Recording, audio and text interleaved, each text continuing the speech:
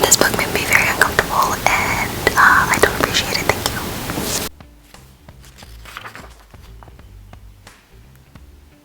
What?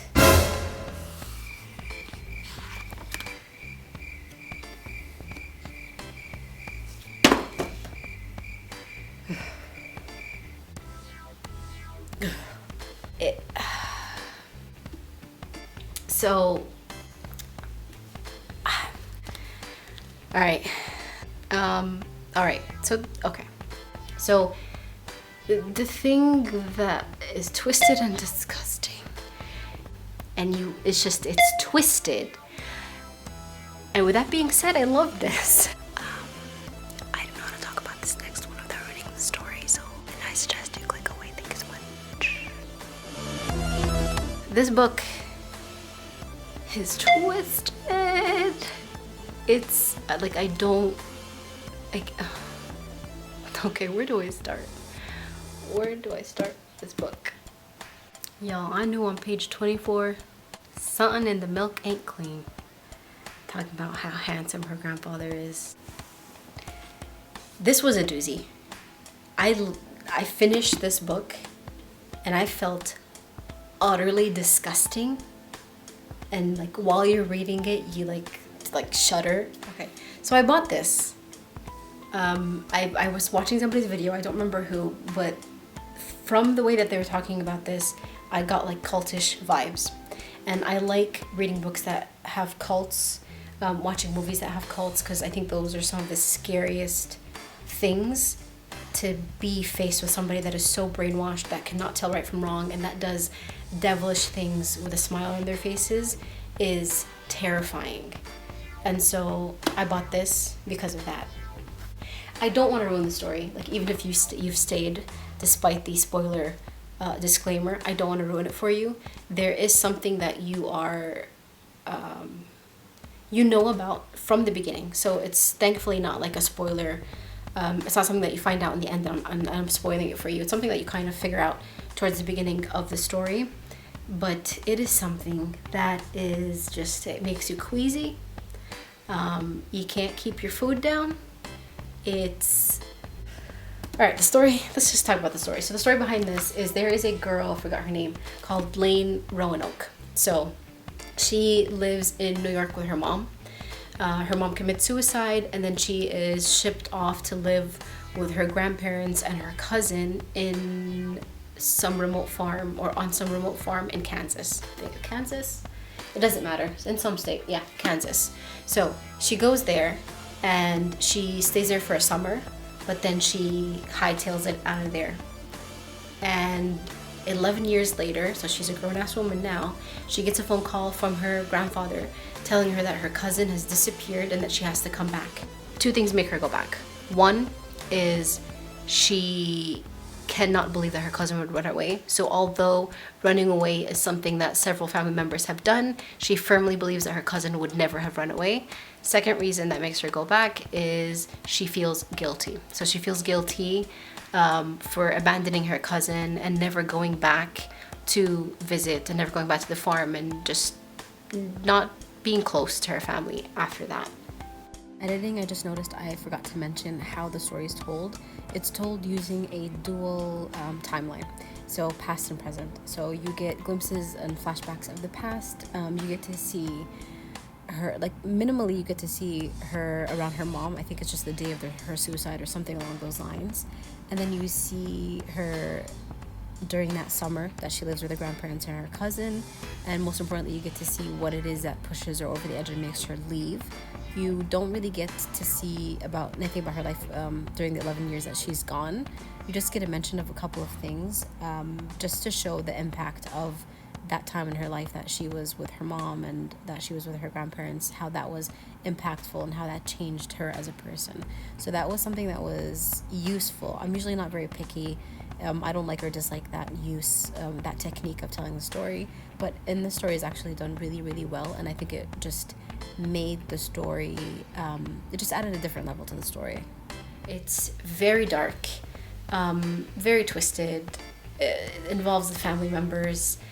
It's disgusting, but it was a good story. So I think ultimately, like, that's the main thing. It was a good story. I would definitely recommend reading this. There are some, como se dice, inappropriate relationships, I think is the most that I'm going to say. But there are inappropriate relationships. Oh, I can't. Okay, like when I was reading it, you feel disgusting. So, like, trigger warning. There are some inappropriate relationships. And the homegirl hightails it out of there for a reason that you're gonna get to. And fast forward 11 years later, her grandfather calls her and tells her that her cousin has gone missing, that she has to come back and, like, I think help or try to figure it out. I think that was, I wanted it to be that dark, and or maybe not that dark, but I wanted it to be dark. Maybe not necessarily go that way, but it's dark nonetheless. I absolutely loved it. I loved the character. She was understandable to a certain degree. There's something about her that pissed me off, but it was done well, I think is the only thing I'm going to say. So you go in trying to figure out, okay, so if this cousin, and she tells us at the start that my cousin would never leave, then you kind of want to figure out not just where she is, but why would you say she would never leave? What exactly is it that's keeping her there? Yeah. What exactly is it that's keeping her there? So, I mean, you get to see her, you see her grandparents, with, you know, my comment about inappropriate relationships being said, I had imagined the grandfather looking like this, or like this, Clark Kent's dad in Smallville. And then when I had imagined that, and then I read on further in the story, I regretted that I imagined him that way. Just read between the lines, okay? And I have so many things to say about the grandparents. I think especially the grandmother, the things that both of them allowed to happen are just unacceptable. I think if you read this book, you will definitely agree. But for the grandmother, like, for her to let things go on the way that they went on for decades, like, Nana, like, why?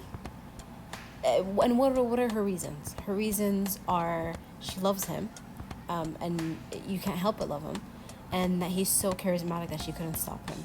Are you kidding me? Like, he wasn't, like, he wasn't even hitting you. Like, give me some type of other abuse other than the fact that you love him and that he's charismatic and nobody can help but love him. I was so irritated. As soon as the grandmother appeared, I was bothered. She just bothered me. She bothered me.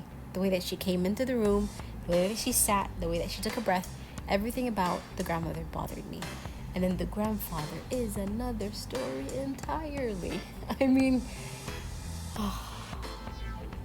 and what sucks is there are people like this. I think that's the part about stories like this that are terrifying and that are chilling, is that it's not like it's a paranormal story, something that's supernatural, something that's far-fetched and hard to believe. It's something that could happen, and those are the stories and the scary stories and the thrillers that I gravitate towards. Stories that could potentially happen.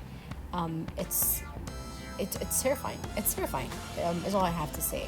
But overall, I think that is what made this story work for me, and what actually made it like a good thriller is that added, well, this could have happened to it.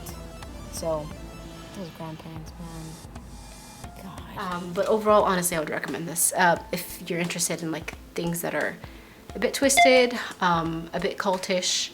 Then I wouldn't skip over this. It did what I wanted it to do. So it fulfilled expectations. So this was a 5-star read for me. So we've reached the end of this review, my friends. I hope you guys enjoyed it. Please don't forget to like, comment, and subscribe. I would really love to know what your thoughts are on this book if you read this, what your impressions were, what you thought of the characters, the techniques, the storyline. I would really be interested in reading that. Don't forget to check out my other videos. I have a couple of haul videos as well as my May wrap-up. It's a bit of a long one. Grab a coffee, grab a cookie, watch it. Stay safe, and I'll see you guys next time.